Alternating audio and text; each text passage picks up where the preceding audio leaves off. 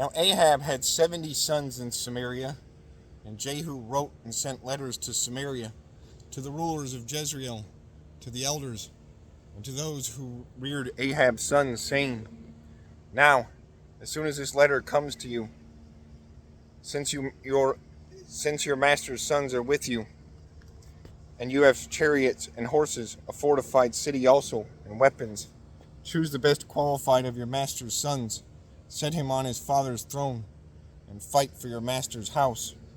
But they were exceedingly afraid and said, Look, 2 kings could not stand up to him. How then can we stand? And he who is in charge of the house, and he who was in charge of the city, the elders also, and those who reared the sons, sent to Jehu, saying, We will not make anyone king. Do what is good in your sight. Then he wrote a second letter to them, saying, If you are for me, and will obey my voice, take the heads of the men, your master's sons, and come to me at Jezreel by this time tomorrow. Now the king's sons, 70 persons, were with the great men of the city, who were rearing them. So it was, when the letter came to them, that they took the king's sons and slaughtered 70 persons, put their heads in baskets, and sent them to him at Jezreel. Then a messenger came and told him, saying, They have brought the heads of the king's sons. And he said, Lay them in 2 heaps at the entrance of the gate until morning. So it was in the morning that he went out and stood and said to all the people, You are righteous, indeed. I conspired against my master and killed him. But who killed all these? Know now that nothing shall fall to the earth of the word of the Lord, which the Lord spoke concerning the house of the Ahab. For the Lord has done what he spoke by his servant Elijah.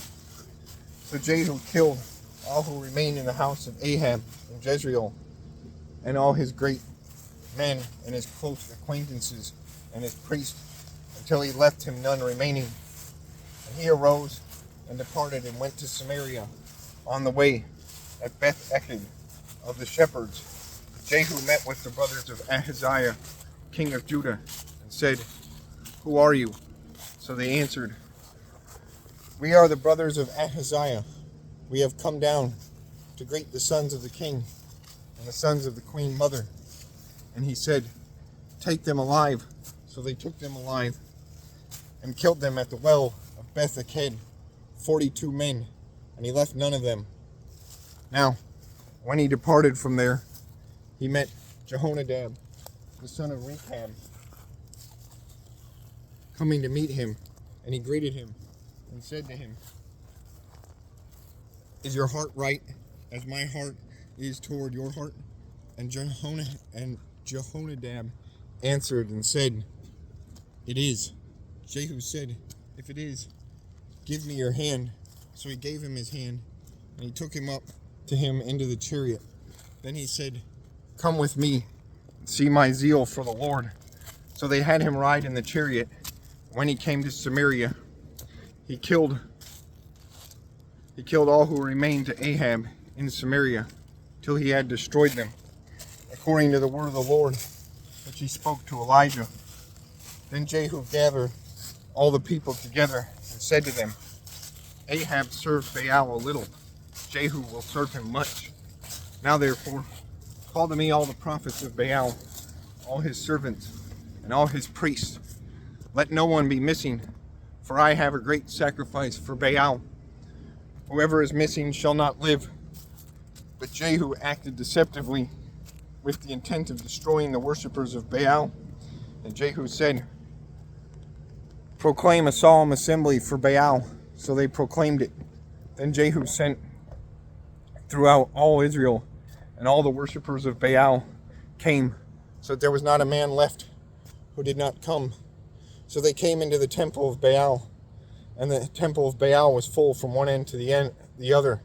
And he said to the one in charge of the wardrobe, Bring out vestments for all the worshippers of Baal. So he brought out vestments for them.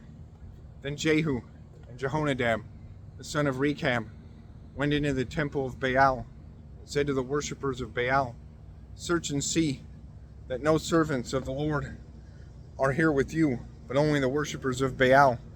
So they went in to offer sacrifices and burnt offerings. Now Jehu had appointed for himself 80 men on the outside, and had said, "If any man of the men whom I have brought into your hands escapes, whoever lets him escape, it shall be his life for the life of the other." Now it happened, as soon as he had made an end of offering the burnt offering, that Jehu said to the guard and to the captains, "Go in and kill them. Let no one come out." And they killed him, and they killed them with the edge of the sword. Then the guards and the officers threw them out and went into the inner room of the temple of Baal. And they brought the sacred pillars out of the temple of Baal and burned them. Then they broke down the sacred pillar of Baal and tore down the temple of Baal and made it a refuse dump to this day. Thus Jehu destroyed Baal from Israel. However, Jehu did not turn away from the sins of Jeroboam the son of Nebat, who had made Israel sin, that is, from the golden calves that were at Bethel and Dan. And the Lord said to Jehu, "Because you have done well in doing what is right in my sight, and have done to the house of Ahab all that was in my heart, your sons shall sit on the throne of Israel to the 4th generation."